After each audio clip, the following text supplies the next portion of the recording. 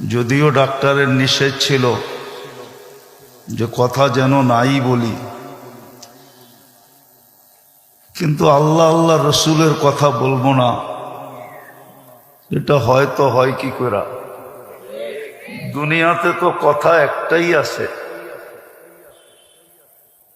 হাদিসে হুকুমও আছে, ফালিয়াকুল খায়রান মান কানা ইউমিনু বিল্লাহি ওয়াল ইয়াউমিল আখির ফালিয়াকুল খায়রান ইল্লা লিয়াসমুত। আল্লাহ আল্লাহ রসুলের কথার থেকে তো উত্তম কোনো কথা নাই।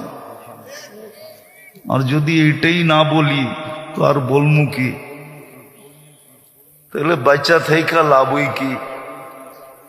বাচ্চা থেকেও কোনো লাভ নাই, আর এর চেয়ে উত্তম কোনো কথাও নাই। বিদায় বলতে বলতে যদি জান দেওয়াও যায় তাহলে তো এটা ভাগ্যের ব্যাপার। এর চেয়ে বড় ভাগ্য কারো হবে না যে আল্লাহ রসুলের কথা বলতে বলতে যিনি জান দিলেন ওনাকে জানটা দিয়া দিল।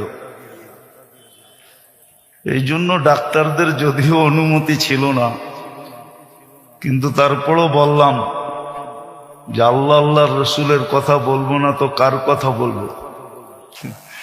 যদিও ডাক্তার এখানে বসে বড় বড় চোখ করে আমার দিকে দেখতেছে। আছে আপনাদের মজলিসে ডাক্তার আছে, বড় বড় চোখ করে দেখতেছে যে হুজুর তো লম্বা চলতেছে, অথচ একটু আগেই ও আমার রিপোর্ট চেক করে আসছে।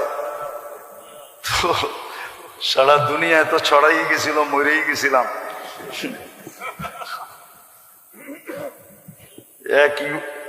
এক মিডিয়ালা আইসা বলতেছিল হুজুর আমার ভিউজ হয়েছে একদিনে 25 মিলিয়ন, শুধু আপনার মরণের খবর। এইবার বোঝেন ওর পোয়া 12 কিরকম হয়েছে। 25 মিলিয়ন 24 ঘন্টায় ভিউজ হয়েছে আমার মরার খবর। দোয়া করেন আল্লাহ হায়াত দেখ।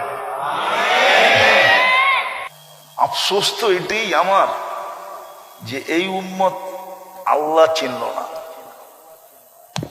আর আল্লাহর আর নিজের মাঝে সম্পর্ক বুঝল না।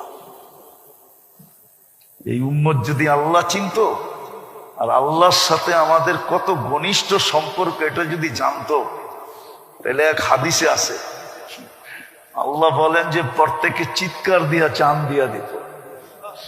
অনেক এক সময় কিন্তু খুশিতেও মানুষ মারা যায়, খুশিতে, ঠিক না? হার্ট ফেল করে কি